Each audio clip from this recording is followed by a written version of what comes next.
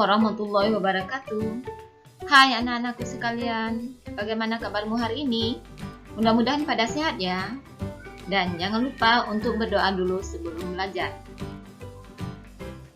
Siap ya untuk mulai belajar? Semangat!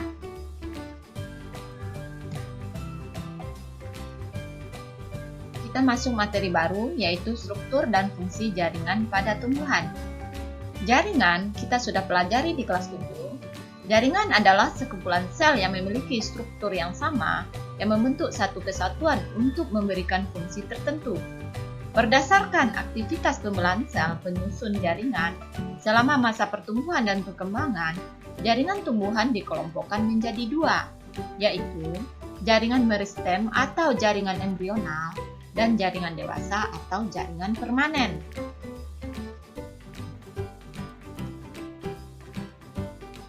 Jaringan meristem atau disebut juga jaringan embrional adalah jaringan yang sel-selnya aktif membelah diri secara mitosis.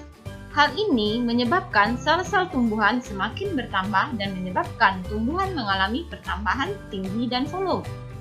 Berdasarkan asal terbentuknya, jaringan meristem dapat dikelompokkan menjadi dua, yaitu jaringan meristem primer dan jaringan meristem sekunder. Meristem primer pada umumnya terdapat pada ujung batang dan ujung akar.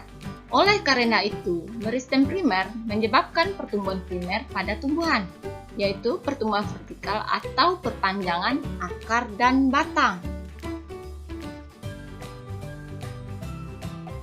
Meristem sekunder berasal dari sel-sel dewasa yang berubah sifatnya menjadi meristematik kembali, artinya aktif membelah kembali. Contohnya adalah kambium pembuluh atau kambium vaskuler dan kambium gabus atau velogen.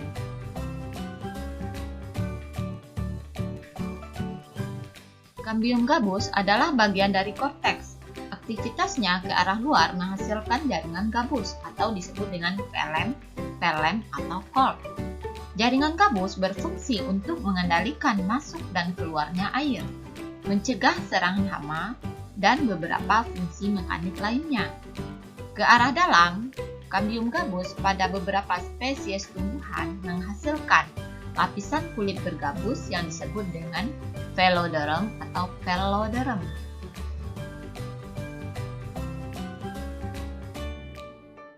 Kambium vaskuler merupakan lapisan sel-sel yang aktif membelah yang terletak di antara pembuluh angkut xilem dan phloem. Kambium vaskuler ini banyak terdapat pada batang dan akar tumbuhan dikotil, sedangkan tumbuhan monokotil pada umumnya tidak memiliki kambium vaskuler. Aktivitas kambium ini menyebabkan tumbuhan mengalami pertumbuhan sekunder sehingga batang menjadi besar. Aktivitas pembelahan kambium vaskuler ke arah dalam akan membentuk xilem sekunder, sedangkan pembelahan sel ke arah luar akan membentuk phloem sekunder. Untuk jelasnya, mana meristem sekunder pada batang, dapat kamu lihat pada gambar penampang melintang batang. Pada gambar terlihat dua macam meristem sekunder yang ditunjuk oleh tulisan berwarna abu, yaitu kambium vaskuler di lapisan berwarna putih batang dan kambium gabus pada lapisan berwarna hijau. Pada gambar di sampingnya, penampang membujur batang.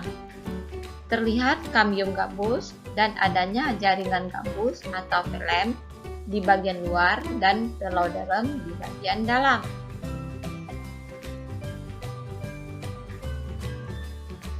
Aktivitas kambium vaskuler dipengaruhi oleh musim. Saat musim hujan, banyak air yang dapat diserap oleh tumbuhan, menyebabkan pembelahan sel kambium vaskuler meningkat dan ukuran sel menjadi besar. Akibatnya terbentuk daerah terang.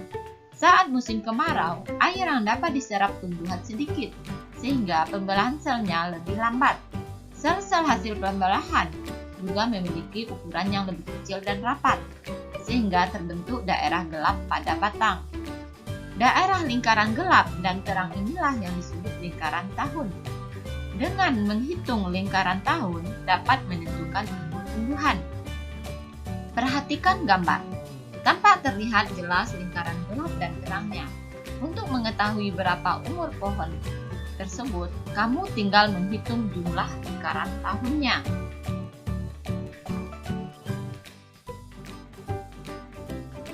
Sekarang kita bahas jaringan permanen pada tumbuhan.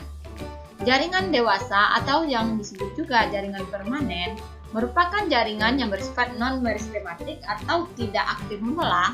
Jaringan ini berasal dari pembelahan sel-sel meristem primer dan sel-sel meristem sekunder yang telah mengalami diferensiasi atau mengalami perubahan bentuk sehingga memiliki fungsi tertentu.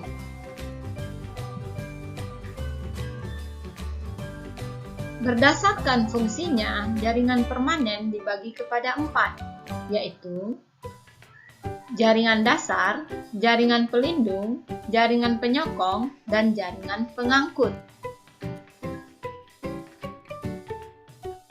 Jaringan pelindung. Jaringan pelindung terdapat di seluruh permukaan luar tumbuhan. Tumbuhan membutuhkan jaringan pelindung untuk melindungi bagian dalam tumbuhan dari berbagai pengaruh luar yang merugikan. Misalnya, hilangnya air akibat suhu yang meningkat dan melindungi dari kerusakan mekanik. Contoh dari jaringan pelindung yaitu jaringan epidermis.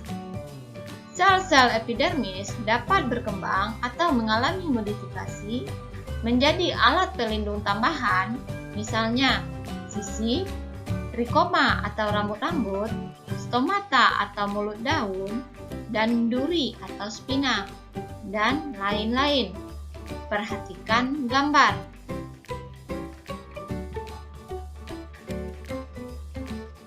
Jaringan dasar. Jaringan dasar atau jaringan pengisi hampir terdapat pada seluruh bagian tumbuhan. Jaringan dasar berperan penting dalam semua proses fisiologi atau metabolisme pada tumbuhan. Contoh dari jaringan dasar yaitu jaringan parenkim. Jaringan parenkim dapat berdiferensiasi menjadi banyak jenis jaringan parenkim lain.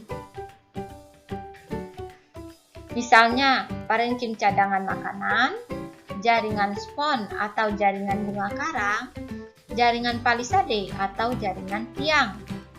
Parenkim cadangan makanan berfungsi menyimpan cadangan makanan, contoh pada buah dan umbi. Jaringan palisade dan jaringan bunga karang yang berfungsi untuk proses fotosintesis pada daun. Jaringan penyokong atau penguat. Jaringan penyokong merupakan jaringan yang berperan untuk menunjang bentuk tubuh tumbuhan. Berdasarkan bentuk dan sifatnya, jaringan penyokong dapat dibedakan menjadi 2 macam, yaitu jaringan kolenkim dan jaringan sklerenkim. Jaringan kolenkim merupakan jaringan yang berfungsi untuk menyokong bagian tumbuhan yang masih muda. Sel-sel jaringan kolenkim memiliki dinding sel yang mengalami penebalan, namun tidak merata. Perhatikan gambar. Jaringan sklerenkim merupakan jaringan penguat yang bersifat permanen. Jaringan sklerenkim berfungsi untuk menyokong tubuh tumbuhan yang sudah tua. Berdasarkan bentuknya, selnya, jaringan sklerenkim dibedakan menjadi 2, yaitu jaringan serat atau fiber dan jaringan sklereid.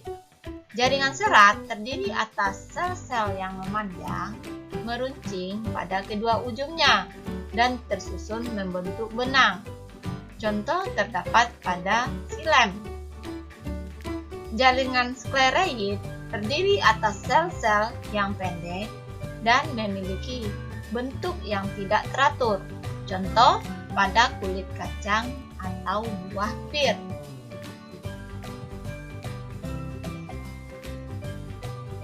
Selanjutnya, jaringan pengangkut atau jaringan vaskuler. Jaringan pengangkut terdiri atas 2 jenis, yaitu xilem dan floem. Xilem berfungsi untuk mengangkut air dan zat-zat terlarut di dalamnya dari akar menuju daun. Floem berfungsi untuk mengangkut makanan hasil fotosintesis dari daun ke seluruh tubuh tumbuhan. Jika dilihat di bawah mikroskop, perhatikan gambar, ukuran xilem lebih besar dari floem. Struktur dan fungsi jaringan pada akar. Sebelum kita bahas lebih lanjut, kamu perhatikan gambar akar dengan bagian-bagiannya. Adanya tudung akar, meristem apikal, rambut akar, epidermis, silinder pusat, korteks, dan adanya zona pembelahan, zona pemanjangan, dan zona diferensiasi. Hubungan struktur dan fungsi akar. Pada bagian ujung akar terdapat jaringan meristem apikal dan tudung akar. Jaringan meristem apikal adalah jaringan yang sel-selnya terus membelah, membuat akar semakin panjang. Tudung akar berfungsi untuk melindungi sel-sel meristem tersebut saat membelah sehingga dapat menembus tanah tanpa mengalami kerusakan dan akar dapat menempatkan tumbuh-tumbuhan dengan kuat ke dalam tanah. Akar tersusun atas epidermis, korteks, dan silinder pusat.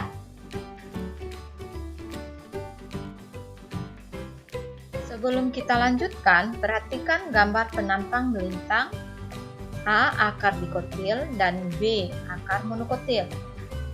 Bagian luar terdapat epidermis, kemudian korteks, yaitu antara endodermis dengan epidermis.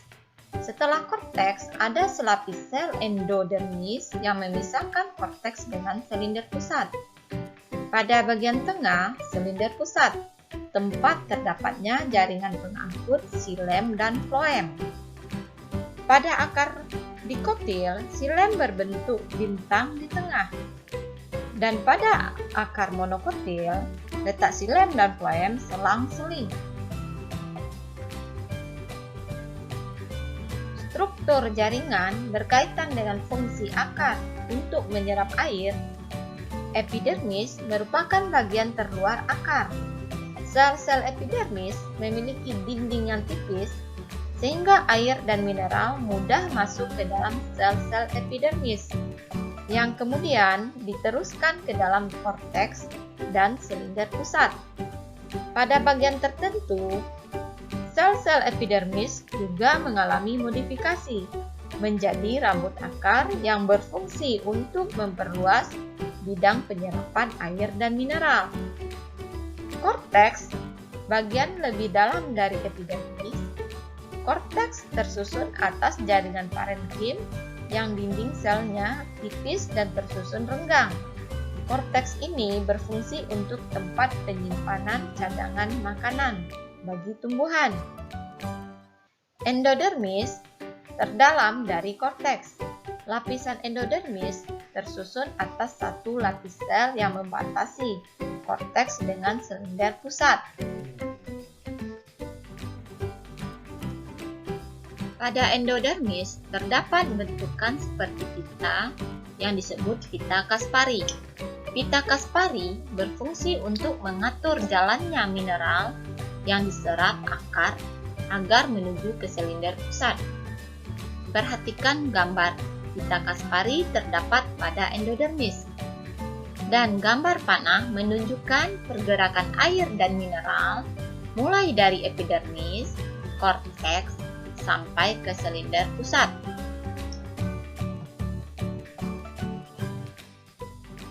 Selanjutnya, silinder pusat tersusun atas jaringan pengangkut dan jaringan pendukung lainnya seperti periskel dan parenkim empulur.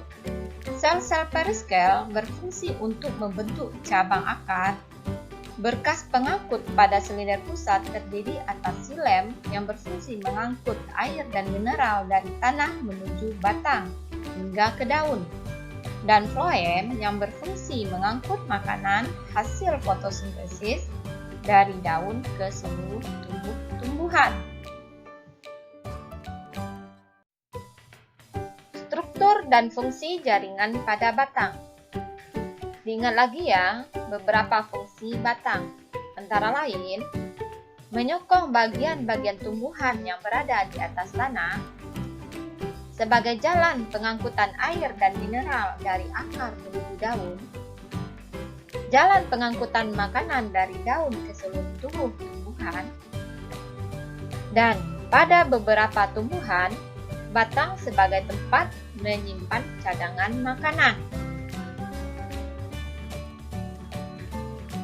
Untuk lebih jelasnya, struktur dan fungsi jaringan batang, perhatikan gambar. Seperti halnya akar, batang juga memiliki epidermis, korteks, dan berkas pengangkut. Bagian terluar batang yang masih muda tersusun atas jaringan epidermis. Pada tumbuhan dikotil yang sudah dewasa, epidermis akan rusak dan digantikan oleh periderm atau jaringan gabus. Pada bagian yang lebih dalam dari epidermis terdapat korteks. Korteks pada batang juga tersusun atas jaringan parenkim. Pada beberapa tumbuhan seperti tebu, kentang, dan rimpang kunyit, di daerah korteks inilah cadangan makanan disimpan. Berkas pengangkut pada batang merupakan kelanjutan berkas pengangkut pada akar. Melalui berkas pengangkut ini, air dan mineral yang diserap akar diteruskan oleh berkas pengangkut pada batang untuk menuju daun. Pada batang dikotil, berkas pengangkut tersusun dalam lingkaran. Antara xilem dan floem, pada berkas pengangkut tumbuhan dikotil terdapat kambium vaskuler yang aktif membelah. Sedangkan pada batang monokotil, berkas pengangkut tersebar. Untuk jelasnya perbedaan letak berkas pengangkut tanaman dikotil dan monokotil dapat kamu lihat pada gambar sketsa di pojok. Yang bulat-bulat merupakan berkas pengangkut yang terdiri atas xilem dan floem.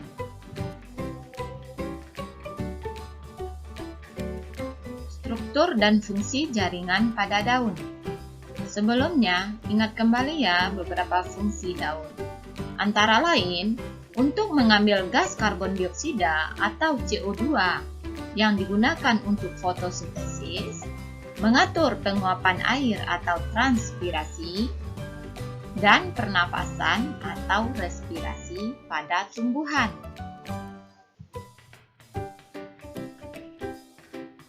Fungsi dan struktur jaringan pada daun kaitannya dengan fungsinya.